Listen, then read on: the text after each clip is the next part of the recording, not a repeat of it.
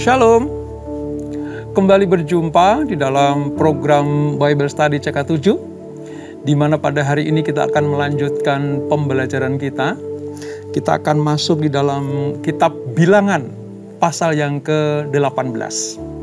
Nah, seperti kita pelajari beberapa waktu lalu, saudara, bahwa bangsa Israel melakukan sebuah pemberontakan yang dipimpin oleh Korah, Datan, dan Abiram. Mereka meragukan atau melawan keimaman suku Lewi, dalam hal ini adalah Harun dan keluarganya. Nah, Tuhan perlu membuktikan bahwa pilihannya tidak salah. Dan atas pemberontakan itu kita pelajari mereka dihukum Tuhan. Mereka mendapatkan bagian seperti para pemberontak-pemberontak yang lain, yaitu dibinasakan dengan cara yang sangat tragis, ditelan mentah-mentah oleh bumi. Nah, hari ini kita akan belajar bagaimana Tuhan juga menegaskan tentang keimaman keluarga Harun dan suku Lewi. Sebelum kita baca dan renungkan, kita pelajari, mari kita datang kepada Tuhan. Kita minta Tuhan mengurapi kita, menjamah kita, supaya kita mengerti sungguh apa yang Tuhan firmankan. Kita sembah Dia, saudara. Haleluya, haleluya, Yesus. Syukur bagimu Tuhan, syukur bagimu ya Allahku.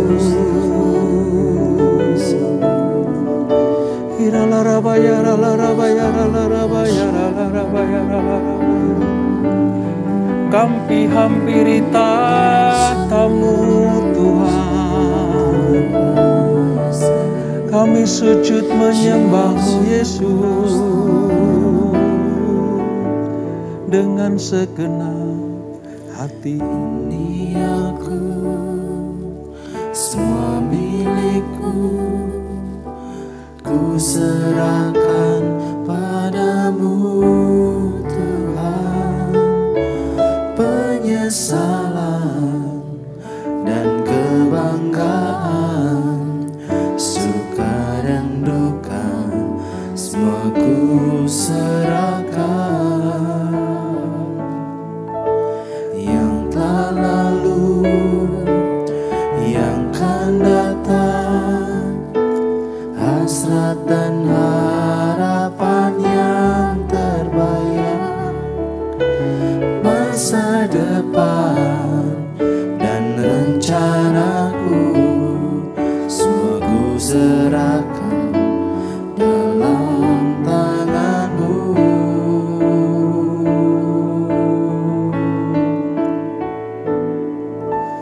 Ku persembahkan hidupku kepadamu Tuhan, untuk kemuliaan-Mu ku berikan hidup ini sebagai persembahan yang berkenan padamu. Ini kami Tuhan, kami persembahkan kepadamu. Ini aku, semua milikku, ku serahkan padamu Tuhan. Penyesalan dan kebanggaan, suka dan duka, semua ku serahkan. Yang telah lalu, yang akan datang, hasrat dan harapan yang terbayang, masa depan dan rencanaku, semua ku serahkan dalam tanganmu.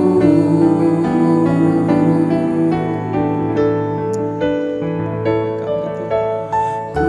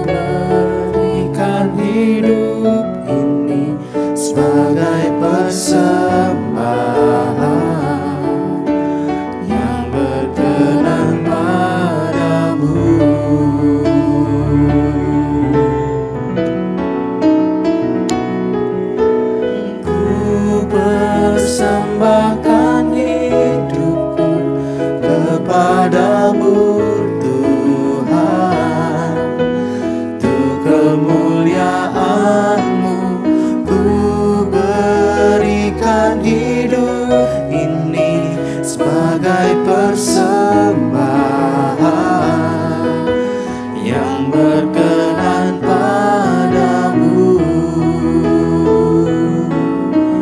Ku persembahkan hidupku kepadamu Tuhan, untuk kemuliaan-Mu ku berikan hidup ini sebagai persembahan yang berkenan padamu. Ku berikan hidupku kepadamu Tuhanku. Haleluya, Yesus Tuhan. haleluya.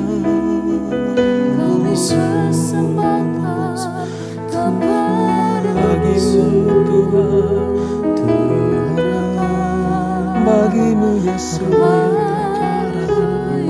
hidup kami ini biar jadi persembahan yang berkenan, biar jadi persembahan yang menyenangkan Engkau. Oh, haleluya, Yesus, haleluya, Yesus. Kami mau bawa yang terbaik hanya bagimu. Kami bawa yang terbaik hanya bagimu.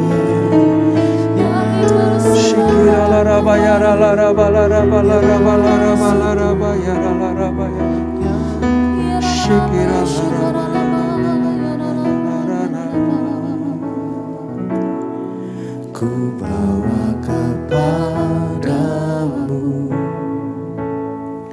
oh Tuhan, persembahanku ini. Ku ingin Engkau menerima korban syukurku melalui pujian.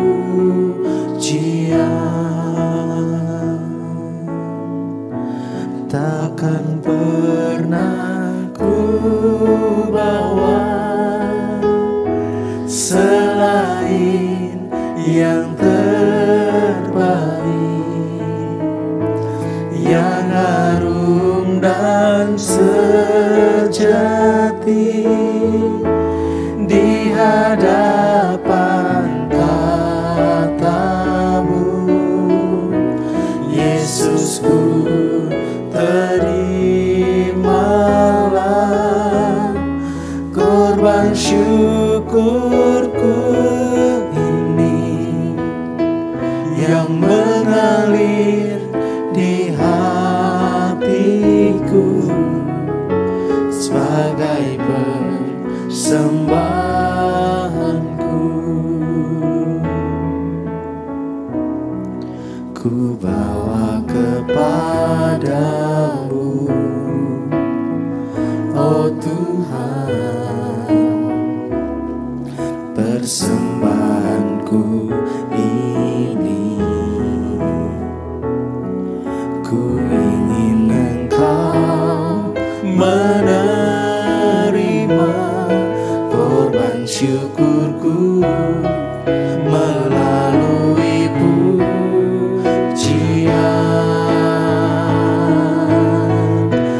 Takkan pernah ku bawa selain yang terbaik, yang harum dan sejati di hadapan tatamu. Yesusku, terimalah korban syukurku ini yang mengalir di hatiku sebagai persembahanku. Takkan pernah ku bawa selain yang terbaik, yang harum dan sejati di hadapan tatamu.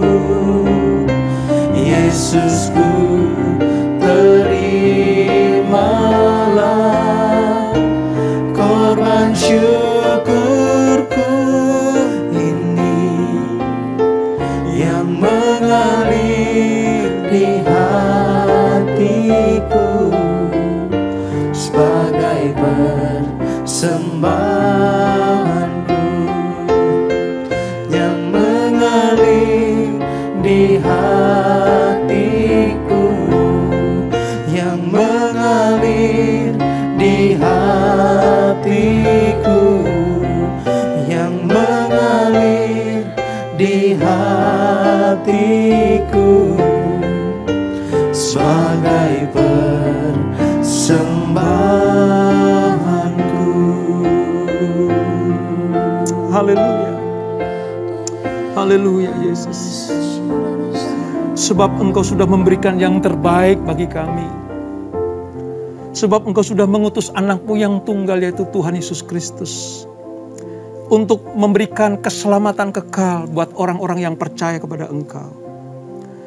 Itulah bukti kasih Tuhan kepada kami umat-Mu. Itulah karunia Allah bagi manusia yang berdosa, namun diselamatkan oleh karena pemberian yang terbaik dari Bapa kepada dunia ini. Itulah sebabnya bagaimana cara kami membalas cinta kasih-Mu, selain kami hanya memberikan yang terbaik bagi-Mu ya Tuhan. Biarlah Kau perhitungkan setiap pujian, penyembahan kami, doa-doa kami ini sebagai persembahan yang terbaik bagi hormat kemuliaan nama-Mu. Dan itu keluar dari hati kami yang paling dalam. Terima kasih Bapak, terima kasih. Kami akan melanjutkan pembelajaran kami dari Bilangan pasal yang ke-18. Roh Kudus, terangi hati kami.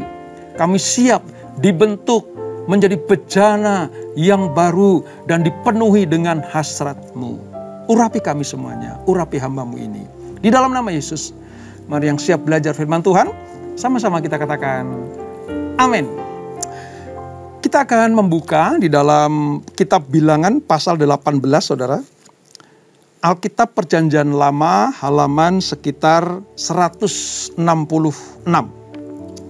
Bilangan pasal yang ke-18. Tentang kewajiban dan penghasilan imam dan orang Lewi. Saya akan bacakan di ayat 1 sampai dengan ayat yang ke-9, saudara. Ya, ayat 9 sampai ayat 8. Maaf, 8. Jadi 1 sampai 8 saya akan bacakan.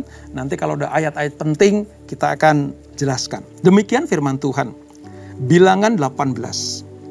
Tuhan berfirman kepada Harun, engkau ini dan anak-anakmu beserta seluruh sukumu haruslah menanggung akibat setiap kesalahan terhadap tempat kudus. Sedang hanya engkau beserta anak-anakmu lah yang harus menanggung akibat setiap kesalahan yang dilakukan dalam jabatanmu sebagai imam. Tugas Harun dan anak-anaknya adalah bertanggung jawab atas pelaksanaan kegiatan ibadah di kemah suci. Ayat 2. Suruhlah juga saudara-saudaramu, suku Lewi, suku bapa leluhurmu, mendekat bersama-sama dengan engkau, supaya mereka menggabungkan diri kepadamu dan melayani engkau. Apabila engkau ini beserta anak-anakmu ada di depan kemah hukum, mereka harus melakukan kewajiban mereka kepadamu. Dan kewajiban mereka mengenai kemah seluruhnya hanya pada perkakas tempat kudus. Dan kepada mezbah janganlah mereka mendekat, nanti mereka mati, baik mereka maupun kamu. Jadi ada pembagian tugas. Harun dan anak-anaknya sebagai keluarga imam besar dibantu oleh suku Lewi yang memang dikhususkan Tuhan untuk melaksanakan pelaksanaan ibadah di kemah suci. Ayat 4. Mereka harus menggabungkan diri kepadamu dan melakukan kewajiban mereka mengenai kemah pertemuan sesuai dengan segala pekerjaan pada kemah itu. Tetapi orang awam jangan mendekat kepadamu. Dan kamu ini haruslah melakukan kewajibanmu mengenai tempat kudus dan kewajibanmu mengenai mezbah, supaya orang Israel jangan lagi tertimpa oleh murka. Sesungguhnya aku ini telah mengambil saudara-saudaramu, orang Lewi, dari tengah-tengah orang Israel sebagai pemberian kepadamu, sebagai orang-orang yang diserahkan kepada Tuhan untuk melakukan pekerjaan kemah pertemuan. Tetapi engkau ini beserta anak-anakmu harus memegang jabatanmu sebagai imam dalam segala hal yang berkenaan dengan mezbah dan dengan segala sesuatu yang ada di belakang tabir. Dan kamu harus mengerjakannya. Sebagai suatu jabatan pemberian, aku memberikan kepadamu jabatanmu sebagai imam itu. Tetapi orang awam yang mendekat harus dihukum mati. Ayat 8. Lagi berfirmanlah Tuhan kepada Harun, sesungguhnya aku ini telah menyerahkan kepadamu pemeliharaan persembahan-persembahan khusus yang kepadaku. Semua persembahan khusus orang Israel kuberikan kepadamu dan kepada anak-anakmu sebagai bagianmu. Itulah suatu ketetapan untuk selama-lamanya. Nah, dari apa yang kita baca, saudara, kita mengerti sekarang bahwa Tuhan memang sudah menetapkan Harun dan anak-anaknya untuk menjadi pelayan Tuhan, khususnya Harun sebagai imam besar pada waktu itu. Harun dan anak-anaknya adalah dari suku Lewi, tapi keluarga Harun yang dipilih. Suku Lewi yang lain yang tidak jadi keluarga Harun, mereka harus membantu pelayanan Harun dan anak-anaknya. Mereka berjaga-jaga melayani di depan kemah pertemuan atau kemah suci. Sementara ketika tugas Harun dan anak-anaknya yang dibantu oleh para Lewi itu, orang awam artinya jemaat tidak boleh mendekat. Mengerti sekarang ya saudara, bagaimana kewajiban seorang imam dan keluarga atau suku Lewi di dalam kemah pertemuan atau kemah suci. Nah, mari kita lihat saudara, kita pelajari. Bilangan 18 ini penting saudara. Ya. Kadang kalau kita sering baca firman secara pribadi ya, kita lewati ini. Tapi ini penting. Mengapa? Sebab ini dikhususkan Tuhan sebagai bentuk peneguhan kewibawaan, keimaman Harun. Ini pernyataan Allah secara tegas. Kalau saya bahasakan secara sederhana begini, hai orang Israel, hai suku-suku Israel, 12 suku Israel, ketahuilah, aku sudah menetapkan suku Lewi untuk menjadi pelayanku di kemah pertemuan. Dari suku Lewi itu khusus Harun dan keluarganya aku pilih sebagai pelayan imam besar. Yang lain tidak boleh komplain dan protes karena ini keputusan Allah. Ingat kemarin pelajaran bagaimana peristiwa pemberontakan 3 orang yang dipelopori oleh 3 orang, Korah, Datan, dan Abiram, yang mengajak ratusan orang untuk memberontak tentang kedudukan Musa dan Harun. Apa yang terjadi? Mereka dibinasakan Tuhan. Nah, pasal 18 ini Allah meneguhkan kewibawaan keimaman Harun. Nggak boleh main-main. Kalian orang Israel nggak boleh main-main dengan tugas ini. Karena ini aku percayakan kepada suku Lewi. Ya. Dan ini terjadi saudara. Segala apa? Peraturan-peraturan mengenai hak para imam dan kaum Lewi itu dijelaskan sedemikian rupa. Sampai perlu pasal ini disampaikan Tuhan kepada bangsa Israel. Tujuannya apa? supaya bangsa Israel mengerti bahwa aku memutuskan, Allah memutuskan, dan tidak boleh ada yang mengganggu, gugat. Ini maksudnya, saudara. Nah, kenapa ini terjadi? Karena orang Israel mengeluhkan kesulitan dan bahaya yang mengintai mereka ketika mereka mendekat kepada Allah. Israel pernah punya pengalaman, saudara. Bagaimana kalau main-main dengan kemah pertemuan? Kalau mereka tidak serius dengan kemah suci? Kalau mereka tidak sungguh-sungguh di dalam ibadah mereka, Allah murka. Allah murka. Tidak sedikit yang binasa. Kalau ada yang mencemarkan, mengotori kemah suci, Allah akan marah dan akan menghukum bangsa Israel, bangsa pilihannya sendiri, kalau mereka tidak sungguh-sungguh di dalam kemah pertemuan itu. Hal inilah yang membuat mereka khawatir, bangsa Israel itu khawatir dan ngeri bahwa kemah suci yang ada di tengah-tengah mereka, yang mereka harapkan mereka bisa ketemu Tuhan, tapi kok kami dihukum, kira-kira seperti itu. Mereka tidak sadar. Ingat pelajaran kita, ya, Allah itu kudus. Barang siapa menghampiri Allah harus di dalam kekudusan. Nah, banyak kali, banyak peristiwa dalam ibadah-ibadah Israel, mereka tidak sungguh-sungguh. Ya. Mereka melecehkan Tuhan. Mempertanyakan Tuhan, apakah Musa dan Harun sungguh-sungguh adalah imam kami? Itu tanda bahwa mereka tidak percaya kepada Tuhan. Maka Allah menghukum. Nah, akibat dari hukuman itu, saudara, bukan hanya penderitaan dan kematian, tapi mereka mulai takut untuk mendekat ke kemah suci. Mereka mulai merasa khawatir, jangan-jangan nanti kita dihukum. Oleh sebab itu, ya, Allah menetapkan, menjawab keluhan bangsa Israel. Allah membuat mereka mengerti bahwa melalui Harun, yaitu imam yang akan membawa mereka mendekat kepada Allah di kemah suci. Merekalah wakil-wakil. Ya, Harun orang Lewi itu wakil-wakil bangsa Israel untuk datang kepada Tuhan. Ini maksudnya. Tadi dikatakan kalau ada yang dekat, ya, mereka akan dibinasakan, mereka akan mati. Apa maksudnya? Artinya mereka harus menjaga jarak.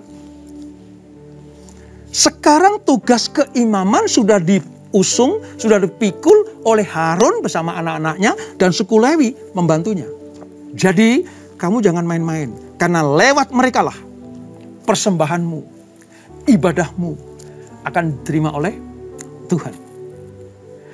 Tepat sekali apa yang Tuhan rancangkan, bahwa Harun dan suku Lewi betul-betul dikokohkan sebagai jabatan imam di dalam kehidupan rohani bangsa Israel. Pelajaran ini penting, saudara. Supaya apa? Bukan berarti Allah berkehendak umatnya jauh dari Dia. Bukan. Bukan maksud Allah untuk menjauhkan diri dari domba-dombanya. Tidak sama sekali. Justru aturan ini diberikan kepada bangsa Israel supaya mereka memiliki pemimpin rohani di tengah-tengah kehidupan mereka. Allah penolong. Allah yang berkuasa untuk menentukan kehidupan bangsa Israel. Tapi di tengah-tengah mereka Allah menetapkan ada pemimpin-pemimpin. Ada gembala-gembala.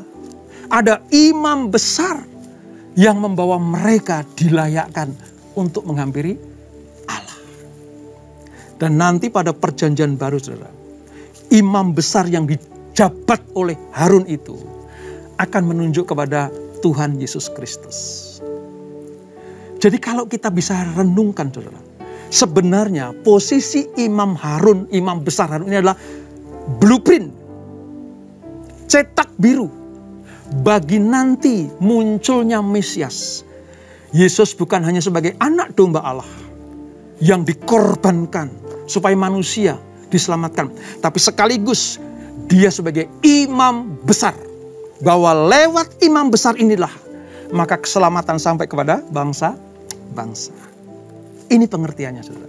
Nah, oleh sebab itu wibawa keimaman Harun harus dinyatakan kepada bangsa Israel. Sama seperti declare Bapa tentang Yesus waktu dia dibaptis oleh Yohanes Pembaptis. Inilah anak yang kukasihi, dengarkanlah dia. Itu bukti bahwa apa? Allah menunjuk dan mengutus anaknya yang tunggal. Supaya barang siapa yang percaya kepadanya tidak binasa, melainkan beroleh hidup yang kekal. Posisi Harun itu blueprint bagi posisi Tuhan Yesus nanti di perjanjian baru. Luar biasa ya saudara.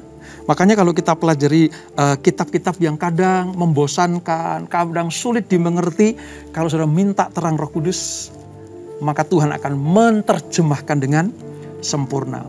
Walaupun dengan bahasa yang sederhana. Nah oleh sebab itu dalam Bible Study ini kita belajar, ya, saya para pengajar ya itu menyederhanakan supaya dapat dimengerti berbagai kalangan, ya, khususnya mereka yang baru belajar atau pengen ngerti firman Allah itu seperti apa. Ini kehormatan yang sangat besar diberikan Allah kepada Harun. Seperti Allah mengutus anaknya yang tunggal Yesus Kristus. Lihat para peristiwa tongkat Harun yang bertunas. Dari 12 tongkat yang mewakili 12 suku Israel, hanya ada 1 tongkat yang bertunas. Itu tanda apa? Legitimasi Allah. Ketetapan Allah. Ya, untuk menghormati keputusan Tuhan. Jadi pelajaran yang kedua adalah begini saudara. Kita sebagai anak-anak Tuhan, kita sedang diberikan pengertian bahwa hormati orang-orang yang dipilih Tuhan untuk menjadi pemimpin kita. Ingat kata-kata saya dulu. Kalau kita tidak menjadi pemimpin, kalau kita menjadi pengikut, jadilah pengikut, jadilah orang yang dipimpin. Dukung para pemimpin kita. Supaya apa? Semua rencana Allah tergenapi. Itu masalahnya. Tujuan Allah, ya, melegitimasi tugas Harun itu ada 2, saudara. Yang pertama, menunjukkan otoritas Allah kepada Harun dan anak-anaknya. Yang kedua, ini peringatan buat Harun bahwa semakin besar wewenang yang diberikan Allah kepadamu, semakin besar pula tanggung jawab yang engkau pikul. Harun gak bisa hanya bangga dengan tunas tongkatnya yang bertunas. Harun tidak boleh berbangga diri dengan dudukan yang tinggi di dalam keimaman. Ya. Bersyukur, iya. Bangga secara rohani, silakan. Tetapi ingat, di tengah-tengah tugas dan wewenang yang besar itu, tanggung jawabnya juga besar. Dan saya memberitahu saudara, saya mungkin bisa membayangkan pikiran Harun dan anaknya. Ini beban yang ditaruh di atas pundaknya. Tidak mudah. Mengapa? Karena Harun harus bukan hanya berhadapan dengan bangsa Israel yang tegar tengkuk.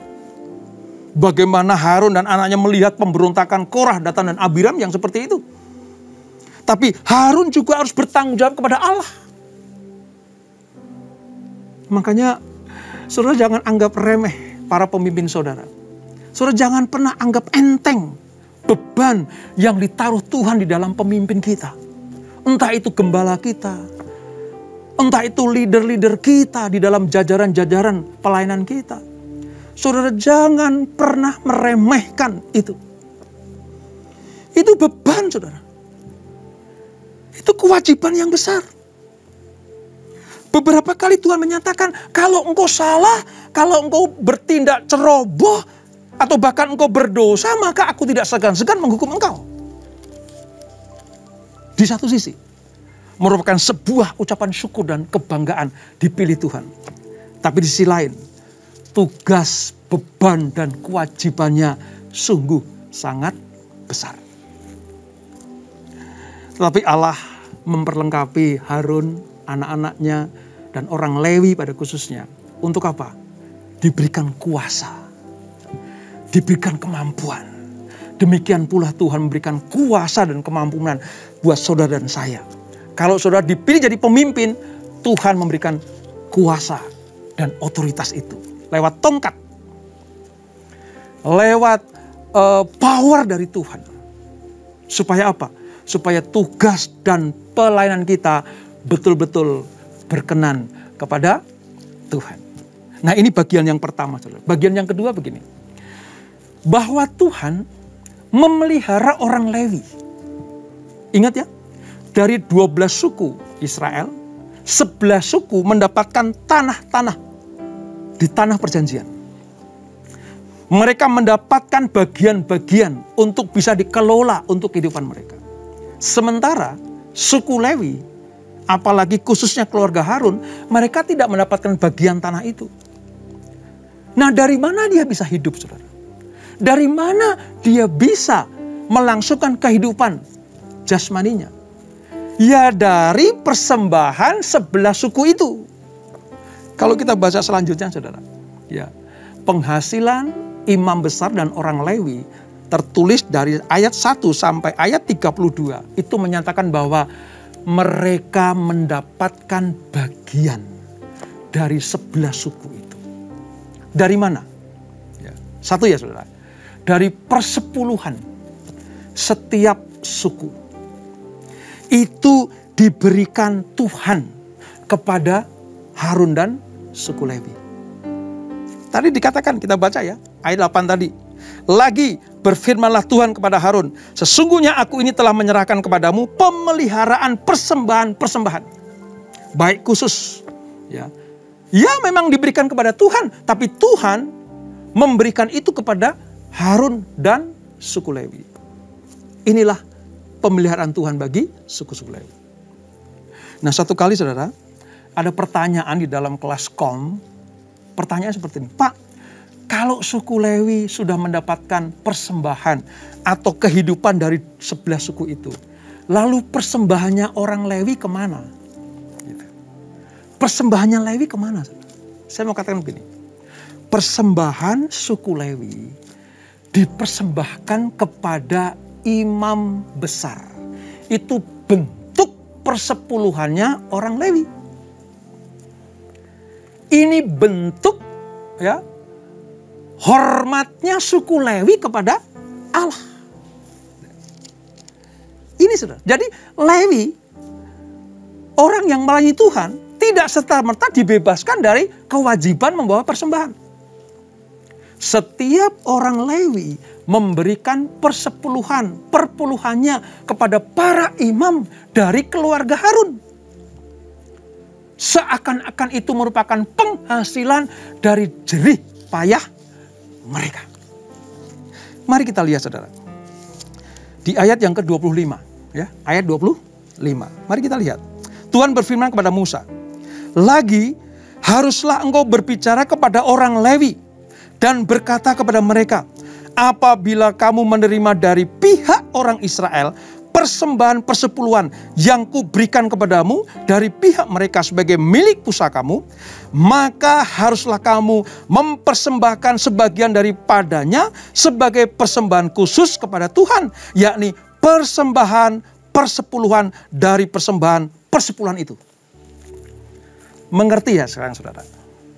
Mengapa semua suku membawa korban persembahan kepada Tuhan lewat persepuluhan itu? Lewi mendapatkan dari mana? Dari 11 suku. Lewi membawa kepada apa? Kepada keluarga Harun sebagai keluarga imam besar. Dari bilangan 18 ini kita belajar sekarang. Setiap suku Israel, tidak peduli dia suku Lewi pun, dia tetap harus membawa korban persembahan persepuluhan. Gak ada alasan untuk tidak membawa korban kepada Tuhan. Oleh sebab itu, mari. Dari pembelajaran ini kita mengerti sekarang. Bukan karena Allah butuh uang kita. Bukan karena Allah miskin sehingga kita harus memberikan persembahan.